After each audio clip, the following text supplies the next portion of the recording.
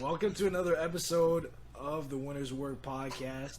Got a little bit of a different setup this week, but we're looking forward to get into this podcast, man. We got a lot of stuff to talk about throughout the league. Unfortunately, let's start it off a little bit on a down note, a little bit, just so we can get this out the way, and then we can move on to some of the more fun topics. We got Kevin Durant, unfortunately, sidelined. He's going to be reevaluated in 2 weeks with an MCL injury. Could miss about a month. What do you guys think about Kevin Durant's injury in terms of what it means for the landscape of the Eastern Conference? We'd be calling the East the Conference of Champions, and that is one of those teams that was right in the thick of things. Will it still be in the thick of things? It's not like the dude is going to be out for like the entire season. It's only a couple weeks, so we can have some perspective there. But what do you guys think for the Nets, what this means? Let's start with Carter. As long as he comes back the same, which if it's a minor injury, I'm sure he will, they might lose some ground in the 1 seed race, but they'll still be just as good as they were projected to be come playoff time. So I don't think it'll change much. Fair enough. Mason, what do you think? It sucks that he got hurt because I feel like we've had a pretty healthy NBA season overall. He's kind of the first major injury in the East, and it sucks that he's gone down. But I think Brooklyn will be fine. They may lose a couple more regular season games than normal, but I think come playoff time they'll be good. Right, especially for the Nets. I mean, KD's been relatively healthy this year. I think he's only missed 1 game. And every year it seems like there's some sort of injury drama with the Nets where they have key players missing a significant chunk of time. John, what are your thoughts on this for the Nets? Bro, it's just tough for KD because this is the second time in the last season he got hurt in the exact same way. A nigga just falling on his leg. There's nothing you can do about that. I mean, Jimmy just fell on his leg. Obviously, it wasn't intentional or nothing, but there's nothing KD could do about that. Sucks he got injured. He was balling out this year. I do want to see what the Nets do without him though.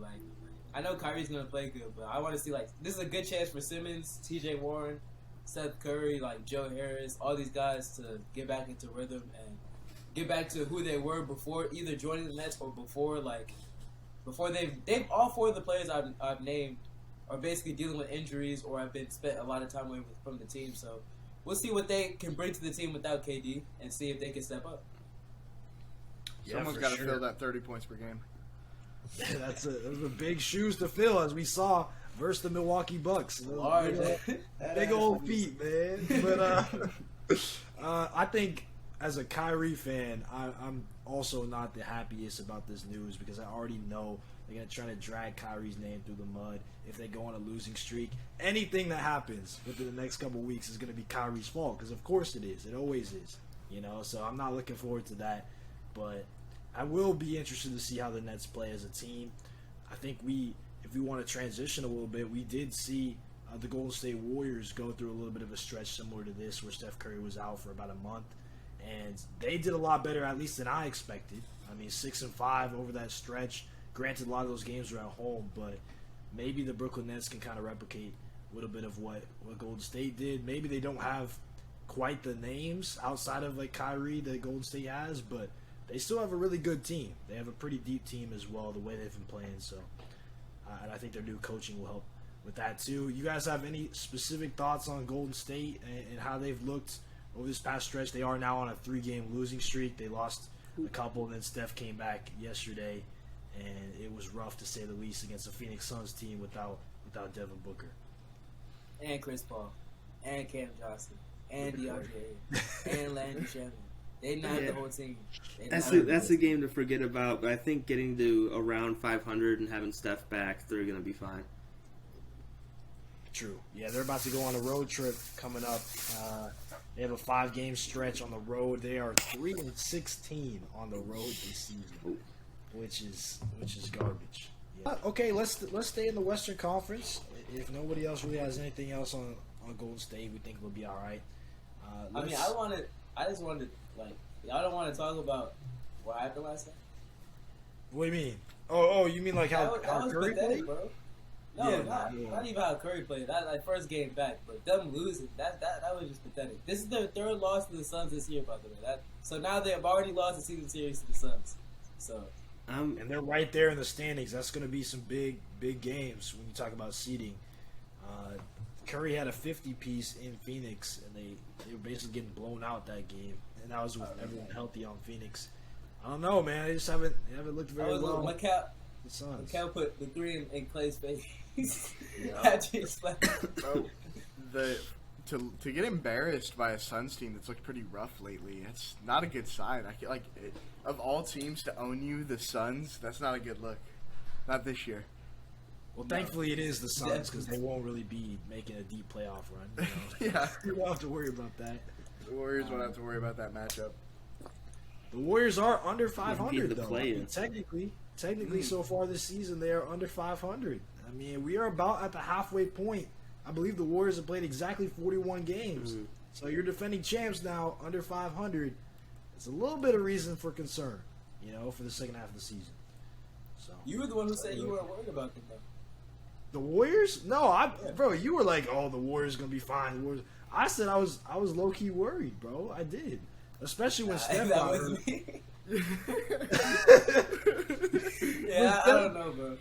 When Steph got hurt, though, to be fair, I thought they were gonna do a lot worse than they actually ended up doing. I thought they were gonna be multiple games under 500 in those games that Steph missed, because I think they had only won like 1 or 2 games without Steph before that point. So I wasn't expecting them to do this well. So now you're still competitive. I believe before last night's game they were at the 6th spot in the West, so they're still right in the thick of things. The rest of the West is trash right now, so they're doing all right given those circumstances. We could have the all-time trash play-in tournament, including the Booker-less Suns, the Warriors, and the Lakers. Oh man! God! Oh man! Keep that shit. Turn that shit in off. Minnesota. In Minnesota. Hey man, the Gobert Bowl. The Gobert Bowl. It's setting itself up great for LeBron James to get his second play-in tournament banner hung up at Crypto.com, man. I'm looking forward to that, man. Patrick Beverly is going to be on your favorite scorers table near you. Like, man, this is going to be great. Play-in tournament champs. From hanging banners to playing appearance, playing banners. That's crazy. Championship to play-in. They need to add a play-in MVP just so LeBron can rack them up. Bro, that's crazy. Would that be more from games than the bubble MVP that Dame won? Bro, come on. I'm just asking. It would be like the same. Would you rather have the bubble ring or a play-in ring? You're saying a bubble ring? MVP. MVP. I didn't mean ring. MVP. Bubble MVP or a play-in I mean, ring? Dame still won.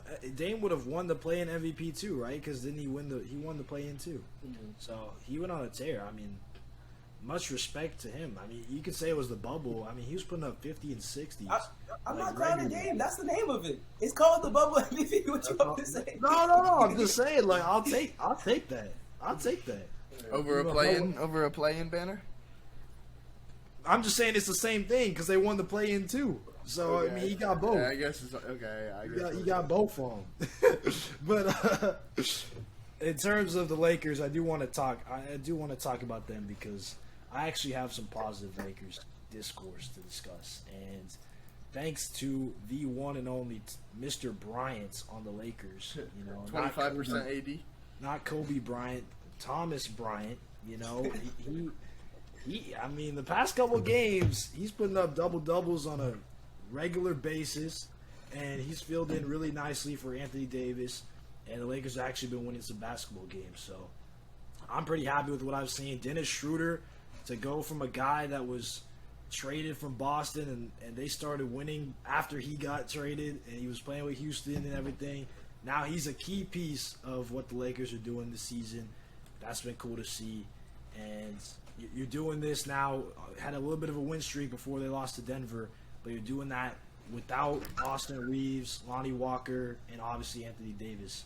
So I have some reason for optimism that this team can actually I'm not going crazy, okay? I'm not going overboard, but be a nice little competitive team that I can actually watch in the fourth quarter, not being blown out by 15, 20 points, So I'm happy to see that. I think they're Anyone else got any thoughts?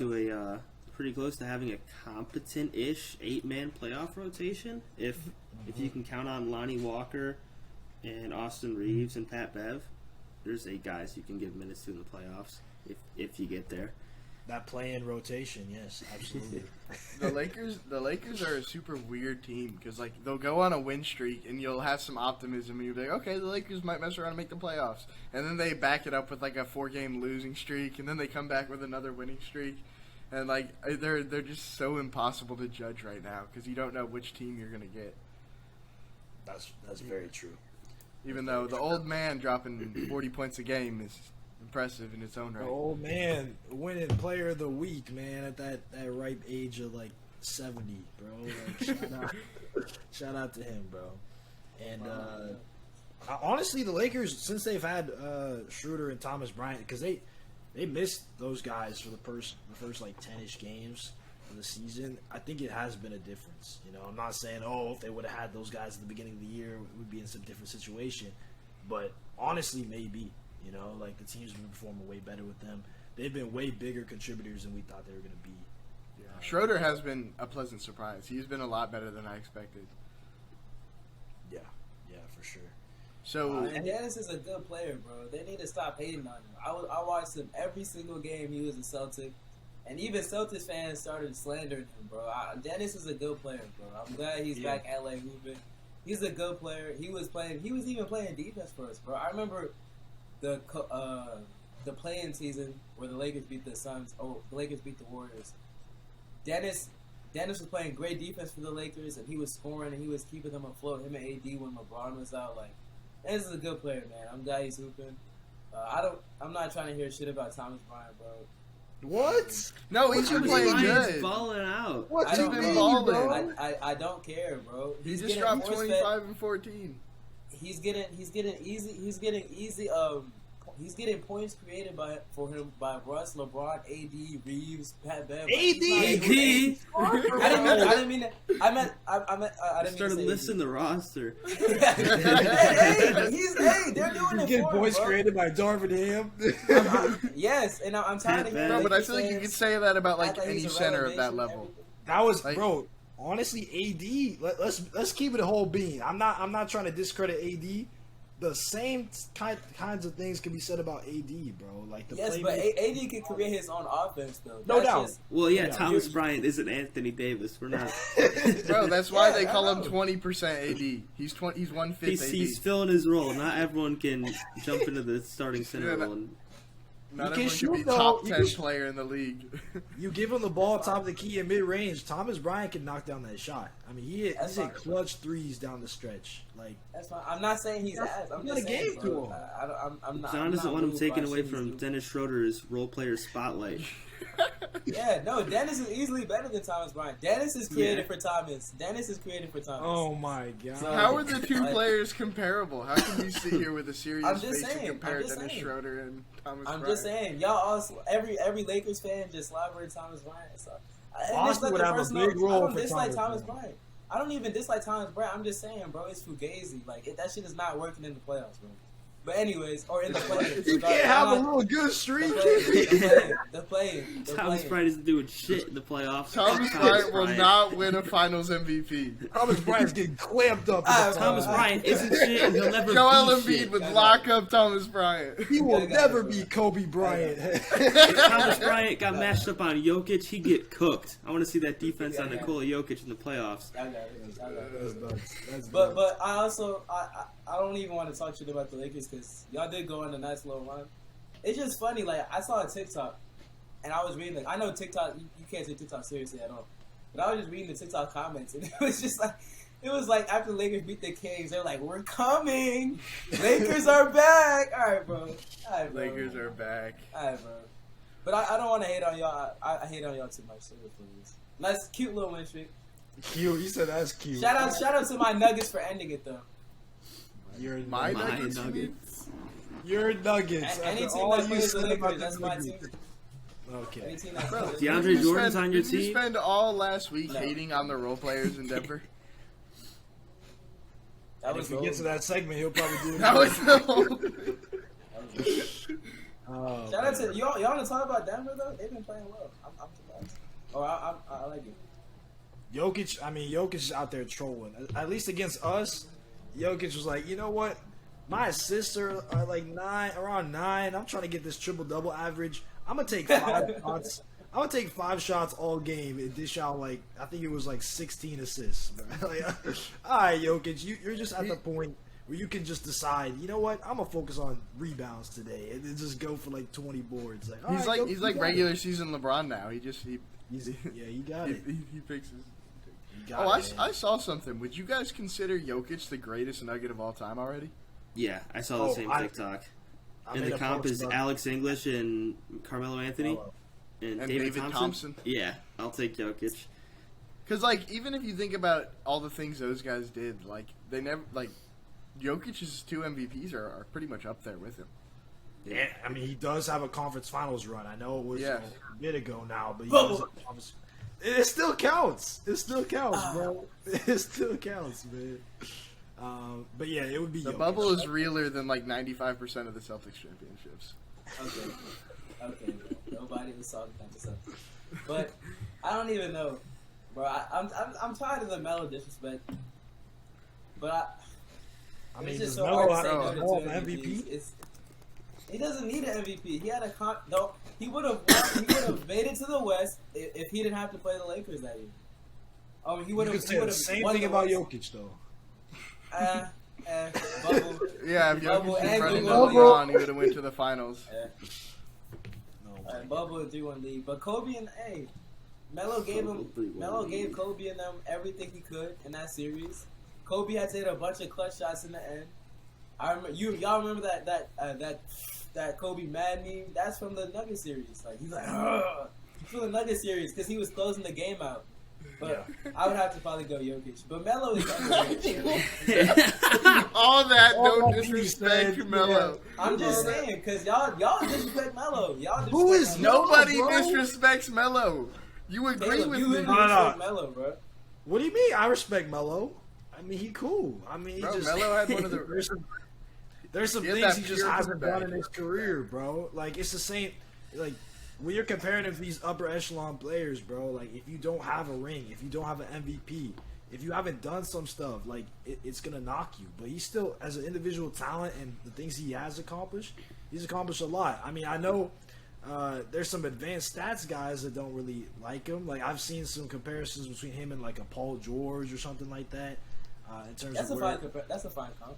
Who would you guys take between Melo and PG, like all time? Is this my one option or my two option? That's an important question. I'd probably say as number one. Number one, give me Melo. Give me prime Melo. That's actually a good ass question. I don't even know. I feel like if I had someone as my number 2 on a championship winning team, I might take Paul George because he plays a little bit better defense, probably plays a little bit better off ball. But if I need a one option, I mean, Melo is going to go out there and give you 60 points and 2 assists every night. You need him to. So, like, I don't know. I feel like you're kind of what you need. But from a legacy, it's close. It's really close. That's what I mean. It goes back and forth, but I think a lot of people just like in those type of close debates, they'll just pick one and be like, "It's clearly this guy." It's like, no, it's just this is close to me. It just depends on what you want or what you need. Yeah, I think I would probably lean Melo, but I mean, Paul George is really all PG is definitely a better facilitator than Melo, no doubt about it. And defensively, for sure. Yeah, much better. Probably better athlete for sure. Just better player at this. No, okay.